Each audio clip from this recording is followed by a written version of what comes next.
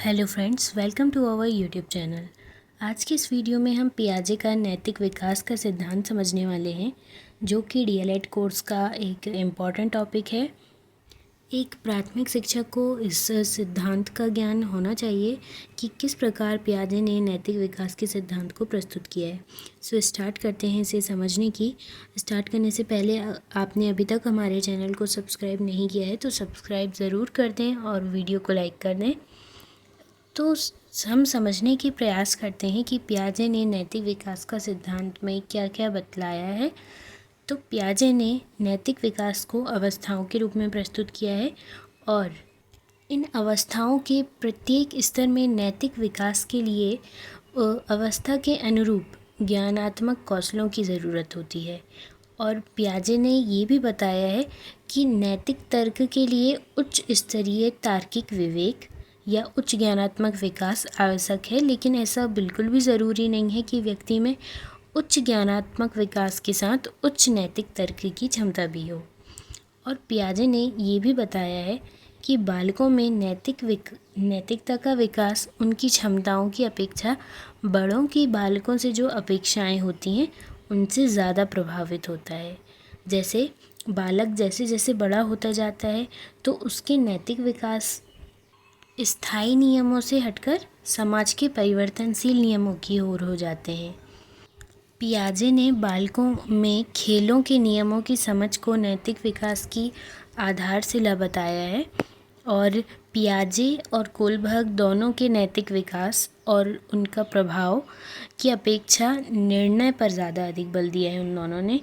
यानी आप इस तरह से समझ सकते हैं कि पियाजे और कोलबर्ग ने नैतिक व्यवहार या जो बड़ों की बालकों पर अपेक्षाएं होती हैं उनका नैतिक निर्णय पर अधिक महत्व होता है, क्योंकि उनका मानना है कि नैतिक विकास बालक और उसके सामाजिक वातावरण के बीच होने वाली क्रिया प्रतिक्रिया का परिणाम होता है। पियाजे ने यहाँ पर यह भी बताया है कि जो बालक अपने प्रारंभिक वर्षों में सही या गलत की जो पहचान है उसके ऊपर स्थायी रूप से विचार रखते हैं। जैसे अगर आप 6 साल के बालक से पूछें कि क्या लूडो खेलने के नियमों पर कोई बदलाव किया जा सकता है, तो वो बिना झिझक के नहीं बोल देगा, क्योंकि उसने देखा है कि जैसे उसके बड़े लोगों ने खेला है उसे उसी तरह से खेला जा सकता है, अन्यथा उसमें कोई बदलाव नहीं किया जा सकता। और अगर यही प्रश्न आप 12 या 13 वर्ष के बालक से करें तो वो कहेगा हाँ बिल्कुल किया जा सकता है, क्योंकि उसके अनुसार नियम बदले जा सकते हैं।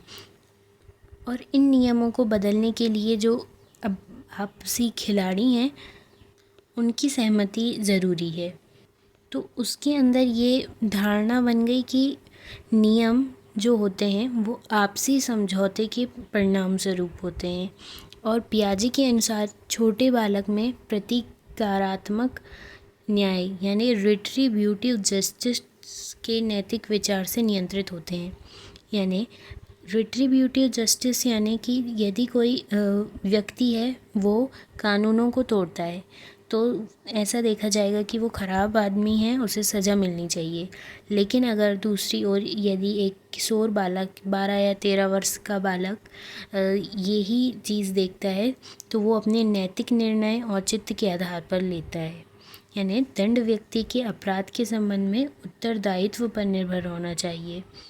वो रीज़न जानने की कोशिश करेगा यहाँ पर कि क्यों तोड़ा गया, क्या किसी सकारात्मक चीज़ के लिए तोड़ा गया या नकारात्मक प्रभाव क्या निकल कर आ रहा है उसका, ये देखा जाता है।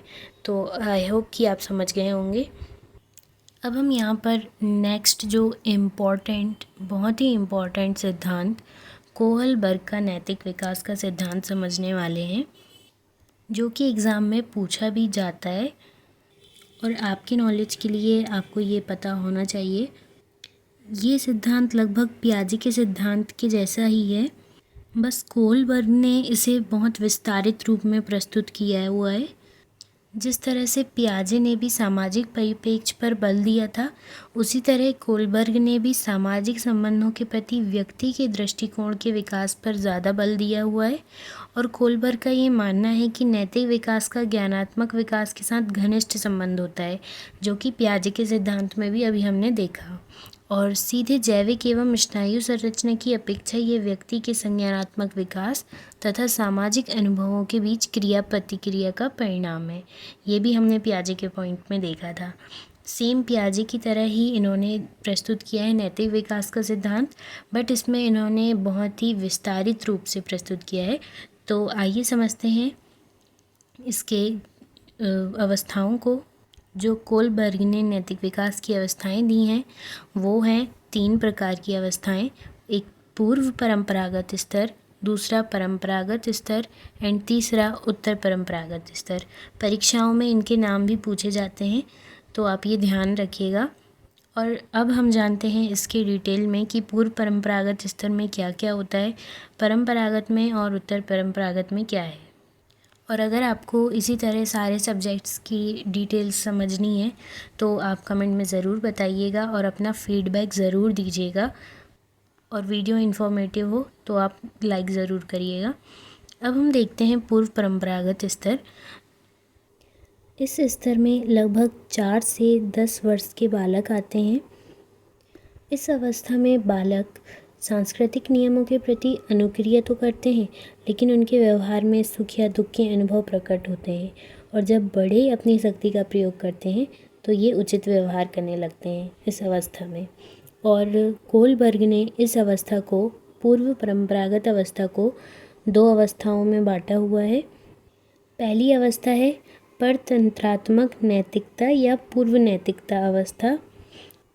इस अवस्था में मुख्य रूप से दंड या आज्ञा पालन की अभिमुखता पाई जाती है, क्योंकि इस प्रारंभिक अवस्था में बालक आज्ञा पालन या दंड के भेद से उचित आचरण करने लगता है और परिणाम के फलीभूत और कठिनाइयों से बचने के लिए अपने व्यवहार बदलता है। और उसमें इस अवस्था में ये समझ विकसित नहीं होती है कि समाज के नियम क्या होते हैं, बस वह दंड के भय से या बड़ों की आज्ञा का पालन करते हुए अच्छा आचरण करते हैं। और वो ना ही किसी रुचि या लाभ की बात समझ पाते हैं और उनमें केवल आत्म केंद्रिता का दृष्टिकोण होता है। तो ये कुछ 2-3 पॉइंट्स में आप चीज़ों को नोट कर लीजिए। फर्स्ट पॉइंट में दंड या आज्ञा पालन में अभिमुखता होती है, समाज के नियमों को नहीं समझते हैं, आत्म केंद्रिता का भाव होता है और दूसरों के दृष्टिकोण, रुचि या लाभ की बातों को नहीं समझते हैं। तो यहाँ पर बड़ों के दृष्टिकोण और बालक के अपने दृष्टिकोण में बहुत अधिक अंतर पाया जाता है। दूसरी जो अवस्था है यहाँ पर नव आत्म केंद्रीयता की, या आप इसमें देख सकते हैं अदला बदली या साधन की अवस्था इसमें देखी जाती है, क्योंकि यह नव आत्म केंद्रित उन्मुखीकरण की अवस्था है जिसमें व्यक्तिगता, उद्देश्य पूर्ति और आदान प्रदान की प्रधानता होती है। और बालक इस अवस्था में समय नियमों का पालन करते हैं जब किसी तात्कालिक आवश्यकता की पूर्ति हो। और इस अवस्था में बालकों के लिए नैतिक कार्य वही होता है जिससे किसी व्यक्ति की आवश्यकता की पूर्ति होती है। वो हमेशा अपनी आवश्यकताओं की पूर्ति के लिए काम करते हैं और दूसरों से भी इसी प्रकार की अपेक्षा करते हैं।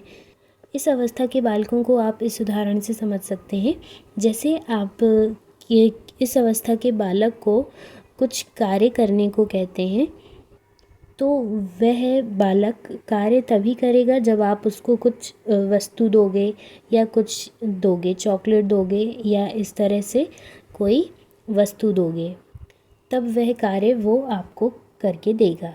तो इस तरह से आप समझ सकते हैं कि इस अवस्था में अदला बदली या साधन की अदला बदली की अवस्था चलती है और इसमें मूल्यों का निर्धारण संबंधी व्यक्ति के परिप्रेक्ष्य में होता है। आनंद ही उनके व्यवहार का जन्मदाता है।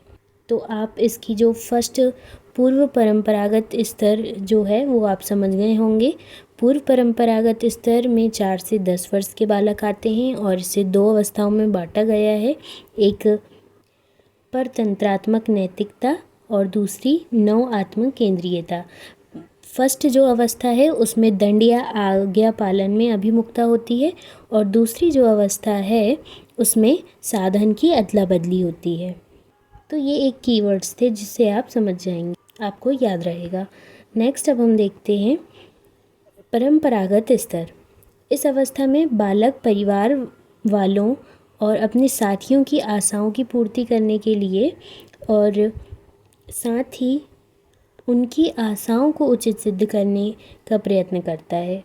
यानी इसमें अधिकतर किशोर और प्रौढ़ परंपरागत नैतिक व्यवहार करते हैं।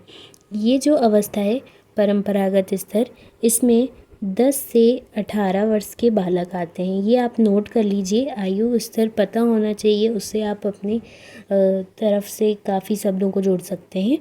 तो पूर्व परंपरागत स्तर में 4 से 10 वर्ष के बालक आते हैं, परंपरागत स्तर में 10 से 18 वर्ष के बालक आते हैं।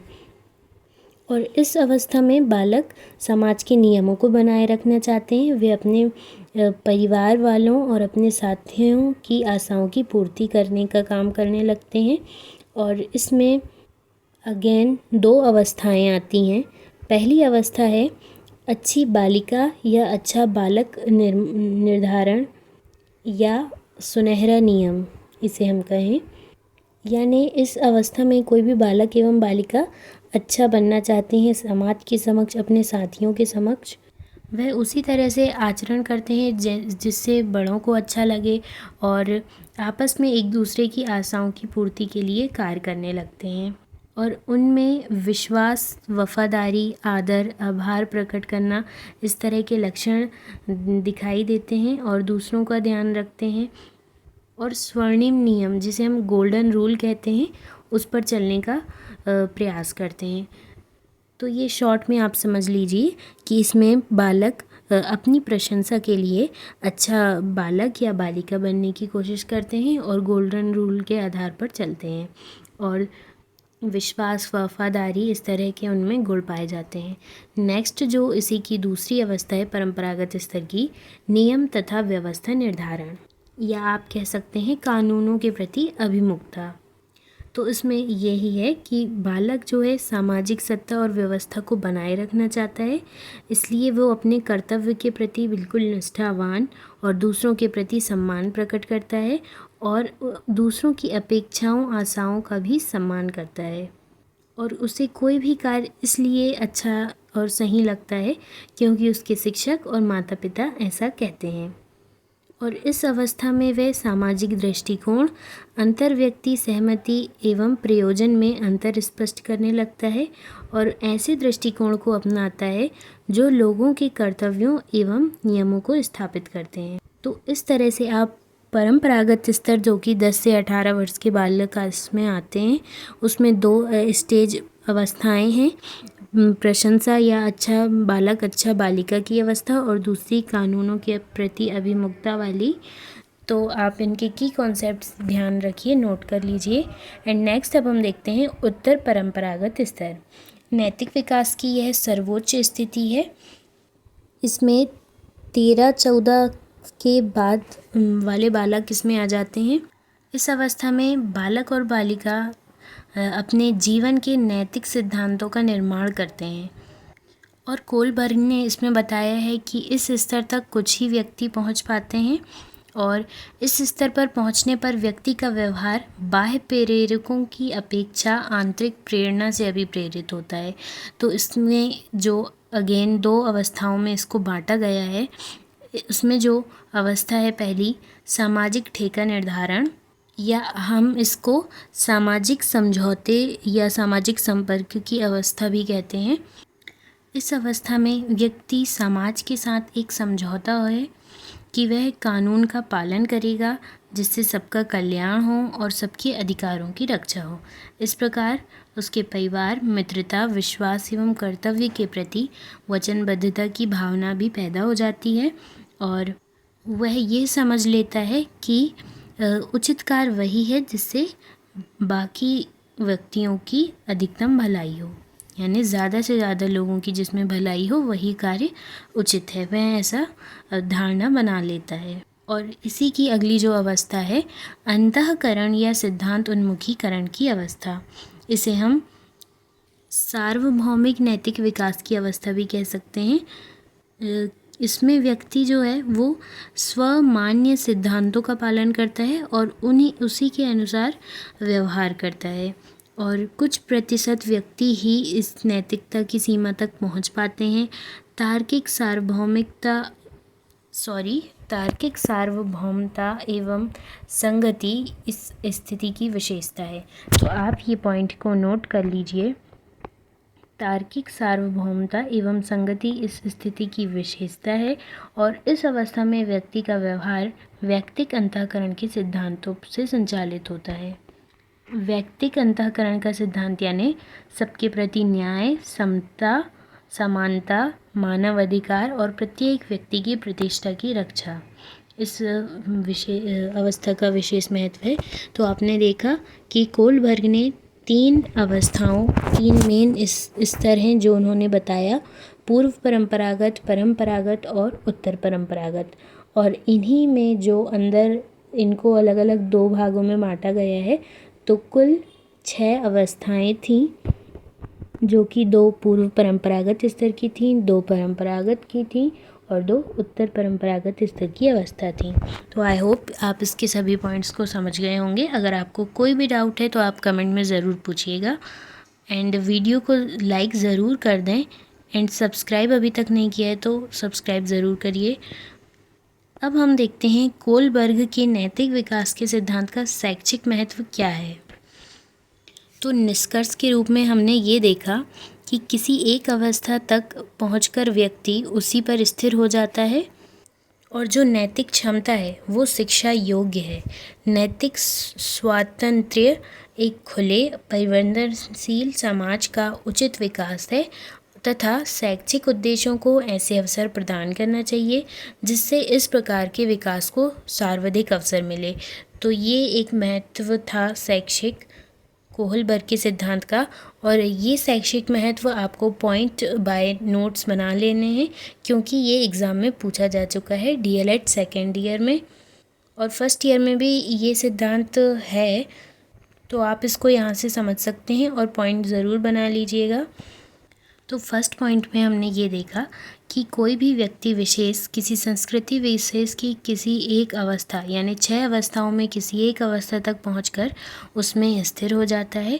और दूसरा पॉइंट ये था नैतिक क्षमता शिक्षा योग्य है, नैतिक स्वातंत्र्य एक खुले तथा परिवर्तनशील समाज का उचित विकास है, और शैक्षिक उद्देश्यों को ऐसे अवसर प्रदान करने चाहिए जिससे इस प्रकार के विकास को सर्वाधिक अवसर मिले।